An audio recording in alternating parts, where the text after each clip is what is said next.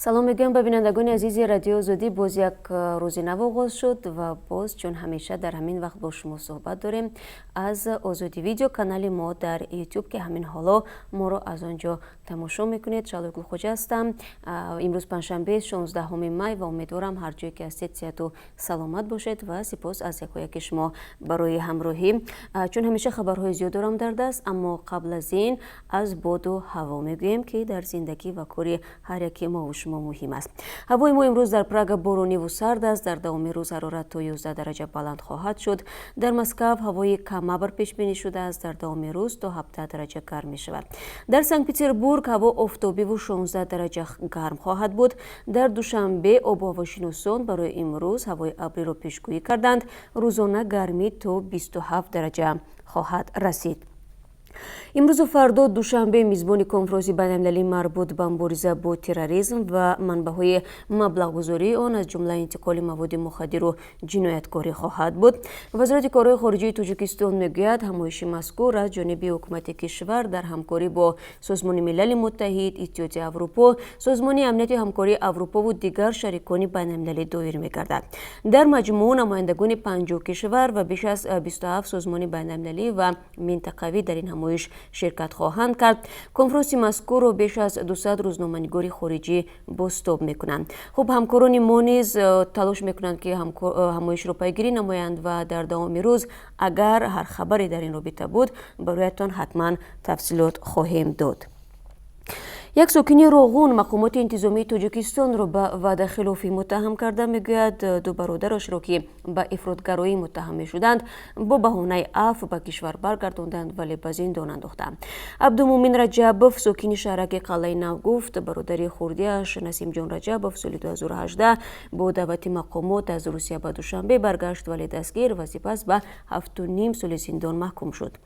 این چیز به گفته عبدالمومن رجبوف با برادر دیگرش رحمت الله رجبوف صورت گرفته است که او را با وعده عفو به تاجیکستان دعوت کردند و سپس به 3 سال و 8 ماه زندان محکوم نمودند. عبدالمومن رجبوف میگوید این برادرش را برای آن دعوت کردند که در کدام یک جمع آمده گفته است که جمعگی کردن حرام است. مقامات تاجیکستان اگر یادتان باشد سال 2014 در تلاش برای پیشگیری از گسترش افراطگرایی و پیوستن جوانان به صف گروه‌های افراطی و تروریستی چند قانون را تغییر دادند. بر اساس یکی از تغییرات ها در کدکس جنایی اگر کسی در خارج است و به افراطگرایی متهم می شود در صورت بازگشت به تاجیکستان و صدقاً پشیمان شدن از کردار خود مورد عفو قرار می گیرد و پروندهش قطع می شود. ولی با گفته عبدالمومن رجبوف با برادران او برعکس رفتار کردند. مقامات انتظامی روغون از شرح قضیه برادران به رادیو زودی خودداری نمودند و گفتند که به جای محاکمه یعنی به شهر دوشنبه مراجعت کنیم و رادیو زودی میسر نشد نظری وکیل دفاع محکوم شدگان را بگیرد. در همین حال حقوقشناسان میگویند چنین برخورد مقامات صدها شهروند تاجیکستان را که به افراطگرایی متهم میشوند و پشیمان هستند و میخواهند برگردند ناامید میکند. تاکنون تقریباً 100 نفر را اختیاری برگرداندند و چندین نفر را آزاد کردند ولی ده تن دیگر که به گفته مقامات در جنگ ها شرکت کردند پس پنجره رفتند. بانک جهانی که در 25 سال همکاری با تاجیکستان 1 میلیارد و 400 میلیون دلار سرمایه داده است، شیوه‌های ادامه کار خود را در کشور برای 5 سال آینده معین کرد. برنامه نوی بانک جهانی بیشتر به رشد بخش خصوصی و افزایش صادرات تمرکز کرده است. بر پایه آن تاجیکستان در 5 سال آینده باید سریع 3 مسئله توجه کند، از جمله رشد سرمایه انسانی توسط تامین مردم با آب پاک و آشامیدن برق و فراهم کردن شرایط برای آموزش جوانان و زنان، بهتر کردن کار نهادهای دولتی توسط بالا بردن ثمراناکی ساحه آب و انرژی و رشد بخش خصوصی، رشد امکانات‌های صادراتی و تقویت همگرایی در منطقه. باید گفت مشکلات آب و برق در تاجیکستان داغ است و به حال تنها 36% مردم در تاجیکستان با آب پاک و آشامیدنی تامینند. مشکل کمبود نیروی برق در فصل سرما هنوز باقی است و وضع مالیوی شرکت برق تاجیک نزدیک به بحرانی قلمداد می شود. مقامات تاجیکستان میگویند بانک جهانی مشکلات تاجیکستان را درست تشخیص داده است و در برنامه نوش محض بخش‌های انتخاب شدند که به کمک و اصلاح نیاز دارند. ولی برخی اقتصاددان‌های تاجیک میگویند بانک جهانی میانی مبلغهایش را به برنامه‌های خرج می‌کند که نتیجهشان روشن نیست و بیشتری سرمایه‌گذاری‌های آن باز هم خرج معاش کارمندانی می‌گردد که از خارج به طور کرایه به کشور آورده می‌شوند. کارشناسان دیگر نیز در نامبر کردن برنامه‌های موفق بانک جهانی در تاجیکستان مشکلی می‌کشند، اما ظهور این سازمان بین‌المللی را در کشور مهم دانسته به آن اشاره می‌کنند که خود کشور در اجرای این طرح‌ها ثابت قدم نبوده است. و حالا نگاهی می‌اندازیم به خبرهای جهانی و بعد این باز برمیگردیم به تاجیکستان و از تازگی‌ها در این کشور خواهیم گفت. پرزیدنت آمریکا دونالد ترامپ باور دارد که به زودی ایران در فکر مذاکرات با آمریکا خواهد شد. رهبر آمریکا گزارش‌ها درباره جای داشتن اختلاف میان مقامداران قصر سفید در مسئله ایران را رد کرد. 9 مای ترامپ با رهبران ایران پیشنهاد کرده بود که به او زنگ زنند. پیشوایان ایرانی پیشنهاد مذاکرات با واشنگتن را قبول نکردند.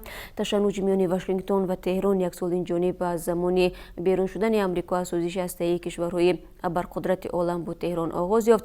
بر پایه سازش سال 2015 تهران از تطبیق بعضی بخش‌های حساس برنامه هسته‌ایش دست کشیده، در مقابل بعضی امتیازهای اقتصادی به دست می‌آورد.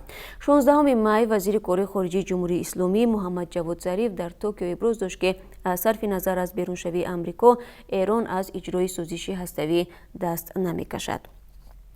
کمیسیون انتخاباتی افغانستان نتیجه های نهایی انتخابات پارلمانتی این کشور در حوزه کابل را که در ماه اکتبر سال گذشته دایر شده بود اعلام کرد. همین طریق از ولایت کابل 24 مرد و 9 زن صاحب کرسی مجلس پایانی پارلمانت افغانستان و یا ولسی جرگه شدند. انتخابات 20 اکتبر سال 2018 با اتهام تقلب روبرو شد. نتیجه های ابتدایی را بعد یک ماه اعلام کردند. سپس چندی از اعضای کمیسیون مستقل انتخاباتی با عیبنامه سوء استفاده از قدرت برکنار شدند. انتخابات پرزیدنتی افغانستان یادرس می‌شویم که 28 سپتامبر برگزار خواهد شد.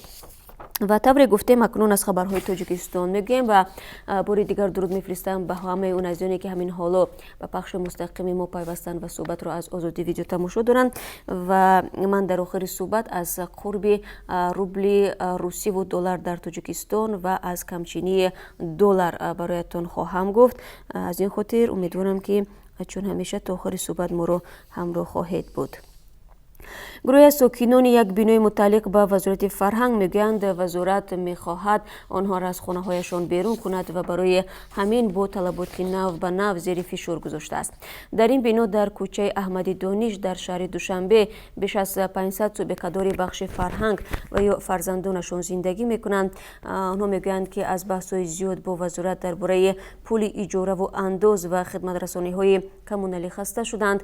بالا بردن قیمت اجاره خانه‌ها حالا ساکنان بنا را که مزد زیاد نمیگیرند عصبانی و نگران کرده است.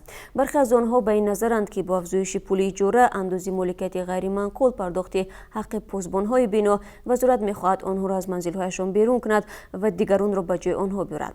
در وزارت فرهنگ تاجیکستان این ایده را رد نمودند و دیروز گفتند که هدف تغییر نرخ اجاره و طلبات نو بیرون کردن ساکنان نیست، بلکه طلبات قانونی است که ساکنان باید آن را اجرا کنند.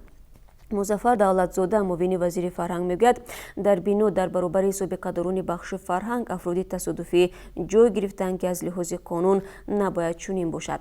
ساکنان 4 بنای مذکور که نوآشیانه‌ای هستند عادی‌ترین شرایط از قبیل لیفت و آب آشامیدنی را ندارند و در روزهای بارانی از بام خانه‌های بالای آب می‌گذرد.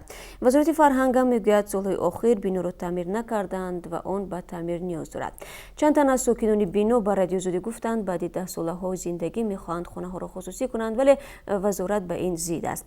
در وزارت فرهنگ ابراز داشتند که خصوصی کردن منزل های بنا که دولتی است بر اساس قانونگذاری ناممکن می باشد. در پی بحث زیاد گروه از ساکنان با ارسال نامه به دستگاه اجرایی رئیس جمهوری تاجیکستان خواستار آن شدند که بحث‌ها میان آنها و مسئولان وزارت فرهنگ نقطه گذاشته شوند. دادگاه در شهر دوشنبه 2 برادر شهر لیوکانت را با گناه سرمایه‌گذاری، تروریسم و تلاش پیوستن به گروه‌های افراطی به سالهای طولانی زندان محکوم کرد. محکمه شهرت واحد فی 22 ساله و برادرش که 19 سال دارد دلیر روز 8 مای در دادگاه نویه اسماعیل سومونی صورت گرفت و اولی به 15 سال و دومی به 12 سال زندان محکوم شدند.